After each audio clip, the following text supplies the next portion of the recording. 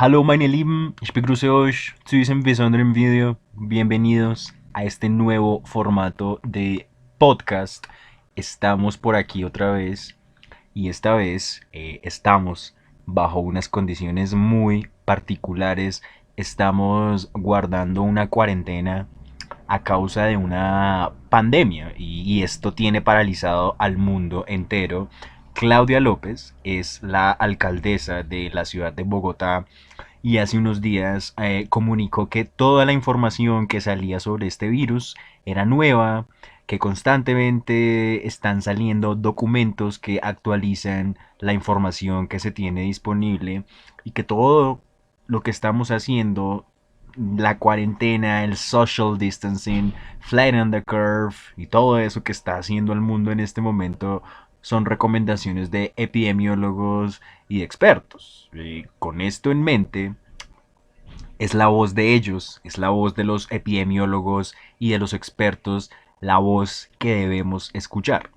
Carlos Iván Pacheco es un epidemiólogo y un doctor en sociología de la Universidad Nacional de Colombia.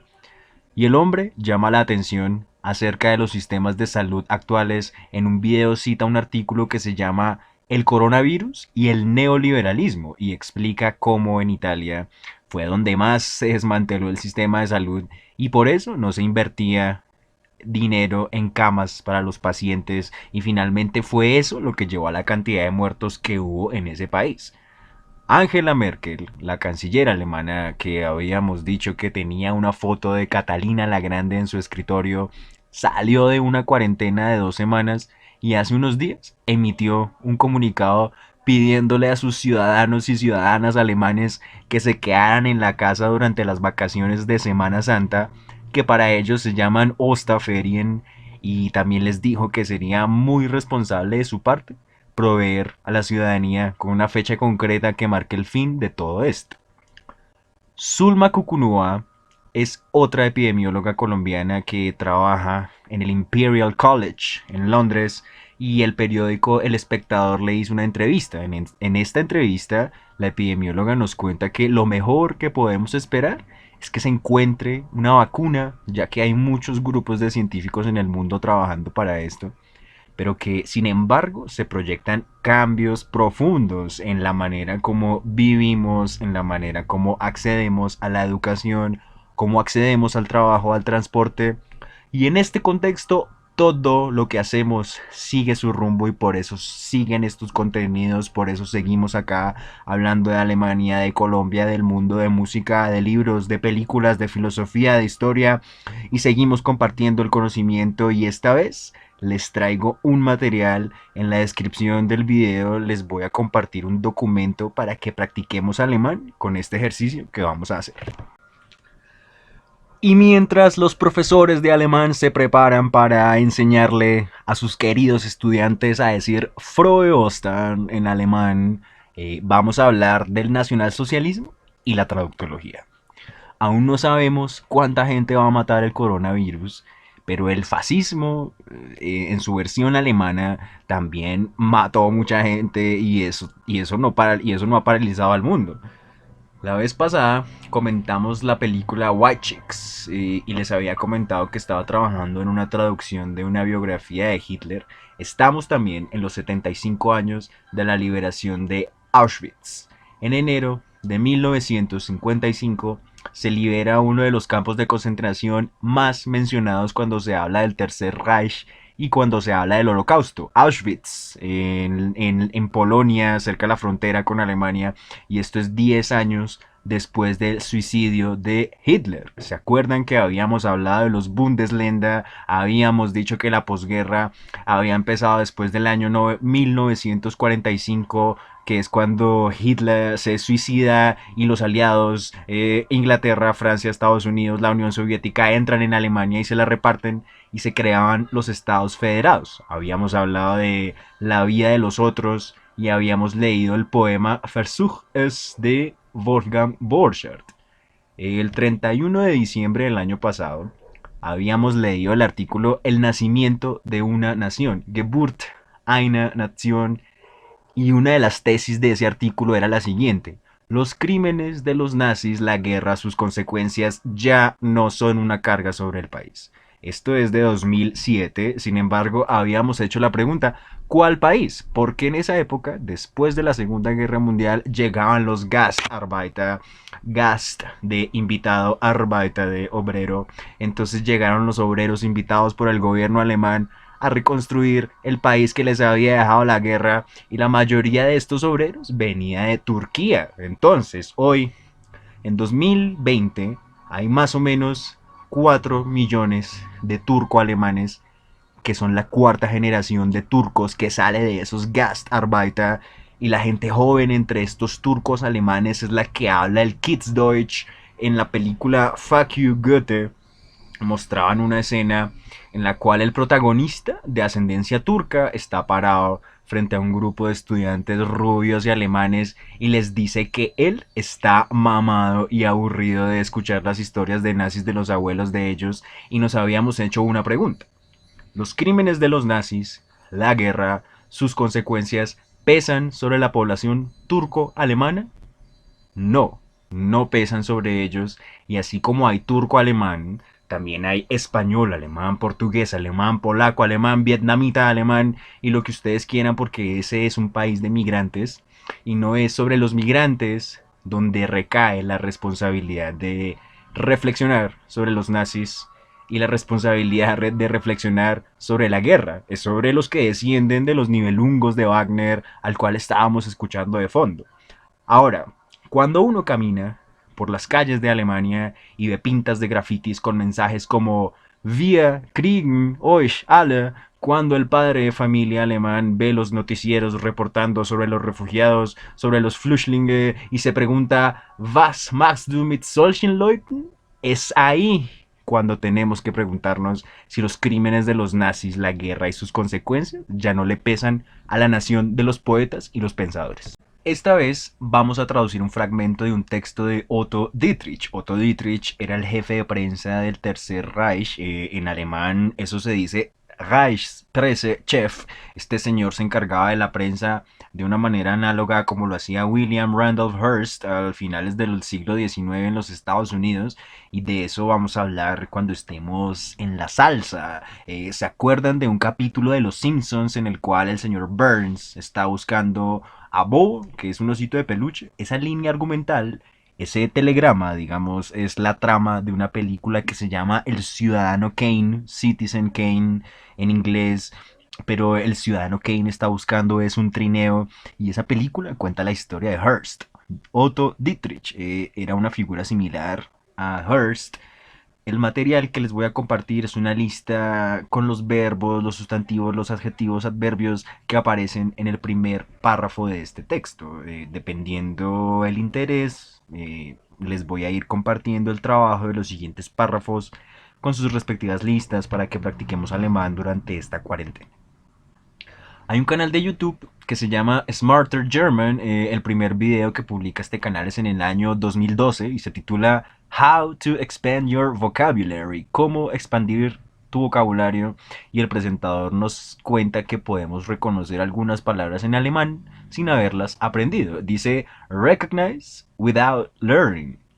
Recognize without learning, lo cual suena un poco así como extraño, pero esta persona en realidad se refiere a que en el idioma alemán hay una línea de léxico, una línea de palabras alemanas, que en realidad son palabras latinas. El hombre presenta los siguientes verbos: aktivieren, konzentrieren, kreieren, trainieren, y significan respectivamente activar, concentrar, crear, entrenar. Es decir, cuando escuchamos las palabras Realität, Nation, Altruismus, Fantasie, Theorie, podemos intuir su significado. Estas palabras significan realidad, nación, altruismo, fantasía, teoría, en fin, y así hay un montón de palabras que son de base latina. También les voy a dejar el link de ese video para que lo miren. Y más adelante les voy a preparar otro material sobre este tema para entender por qué estas palabras latinas aparecen en el idioma y por qué, según Martín Lutero, las palabras latinas nos impiden hablar buen alemán. Ahora, 10 años después del suicidio de Hitler, la editorial Atlas de Múnich, en Baviera, publica este libro que se llama 12 años con Hitler. 12 Jahre mit Hitler. 12 años es el tiempo que acompaña Otto Dietrich a Hitler. 12 años es lo que dura el Tercer Reich. Y después de que se acaba el Tercer Reich, empieza un montón de gente a escribir y a escribir y a escribir, y cada uno va a tener su propia versión de los hechos. Estos temas eran, siguen siendo y van a ser muy espinosos y muy difíciles de discutir. Por eso hacemos el disclaimer. Esto es un ejercicio académico, tiene el propósito de compartir el conocimiento y en ningún caso tiene intenciones propagandísticas ni nada de eso. Este libro es una biografía de Hitler. En el prólogo cuentan que Otto Dietrich había tomado la decisión de no publicar estas memorias mientras estuviera en vida porque no quería poner en riesgo su credibilidad detrás de la sospecha de una autojustificación. En este texto el autor nos cuenta un poco cómo él, en su trabajo de publicista, acompañó a Hitler durante estos 12 años, y al acompañar a Hitler, Dietrich cuenta que en un principio él apreciaba los esfuerzos y los planes que tenía Hitler para Alemania, pero que al mismo tiempo fue testigo del cambio interno del Führer y por eso también aprendió a reconocer por un lado sus errores y por el otro lado la naturaleza despótica de su ser. Seguimos con los estudios de traducción o traductología. La investigadora Amparo Hurtado señala que es conveniente distinguir entre método, estrategia y técnica de traducción. Para este ejercicio vamos a concentrarnos solo en la noción de técnica. Para esto, la investigadora cita a los autores Vinet y D'Albernay en 1958. Estos autores escriben una estilística comparada entre el inglés y el francés y en esta obra definen varias técnicas de traducción. En realidad los llaman procedimientos técnicos de traducción, pero bueno, es lo mismo, digamos. Vinet y D'Albernay distinguen en un principio 7 procedimientos o técnicas básicas y estos están clasificados en 3 procedimientos directos o literales y 4 procedimientos oblicuos. Ya miramos por qué decimos que en un principio. Los procedimientos directos son préstamo, calco, traducción palabra por palabra. Los procedimientos oblicuos son transposición, modulación, equivalencia, adaptación. Un préstamo es una palabra que se incorpora a otra lengua sin traducirla.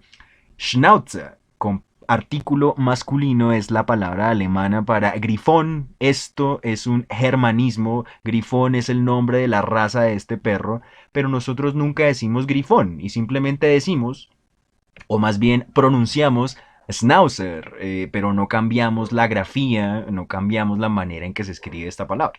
Un calco es un préstamo, pero este sí lo traducimos y lo traducimos literalmente y sí cambiamos la grafía. Fútbol es un ejemplo de calco. La forma original de esta palabra es fútbol, Football,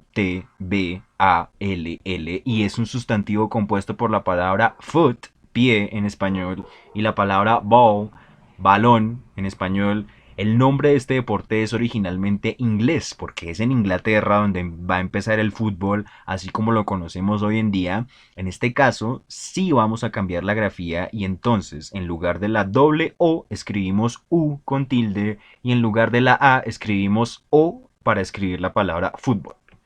Una traducción palabra por palabra es la que se conoce como una traducción literal, cuando usted toma los elementos de una oración y los traduce uno a uno al otro idioma. Un artículo por otro artículo, un sustantivo por otro sustantivo, un adjetivo por otro adjetivo y así sucesivamente. Una transposición es un cambio de categoría gramatical, una modulación es un cambio en la categoría de pensamiento, una equivalencia es un cambio en la redacción, podríamos decir que es similar a la acción de parafrasear, y finalmente una adaptación es una equivalencia que es reconocida en las dos lenguas y culturas que se están traduciendo. Y existen muchas más: omisión, adición, compensación, disolución, concentración, amplificación, reducción y muchas otras más.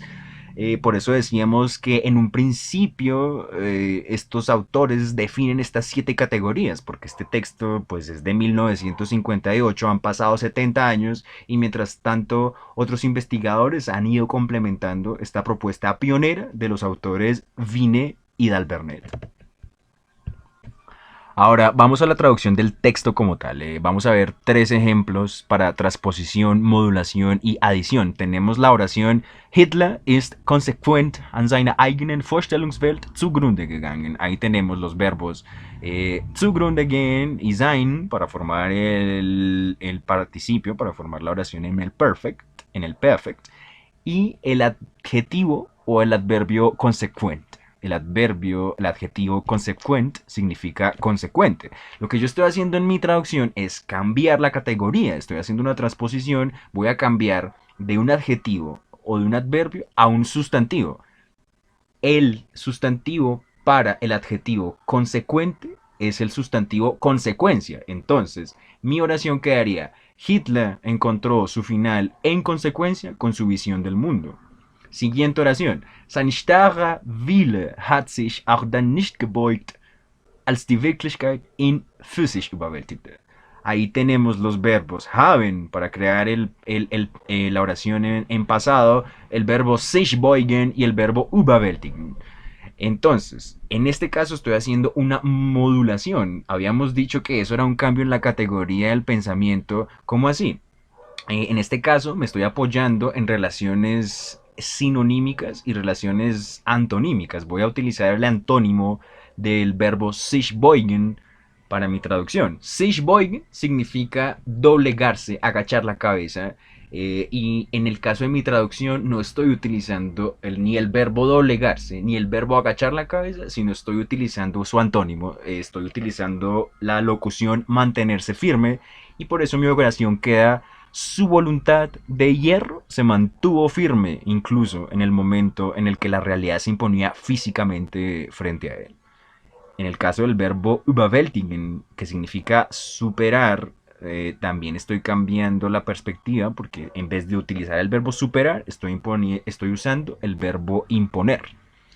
Ahora vamos a ver un ejemplo de adición, pero este ejemplo no lo vamos a sacar de este texto de Hitler, vamos a sacarlo del título de una película que se llama El último tren a Auschwitz. En alemán, el título original de esta película es Der letzte Zug, y entonces, palabra por palabra, esto significa el último tren, der letzte Zug, palabra por palabra. Sin embargo, en la traducción española se le agrega el complemento del lugar, es decir, se añade la preposición a y se añade el sustantivo Auschwitz, y por eso nos queda el último tren a Auschwitz. Y para terminar, nos hacemos esta pregunta: ¿Alemania solo produce gente como Hitler? No, claro que no. Aquí habíamos hablado de la Valhalla de Baviera, en la ciudad de Regensburg, Ratisbona en español, en Baviera, donde estaban los bustos de ilustres germanos, y estaba el busto de Kant y el de Beethoven y el de Mozart y el de Schiller.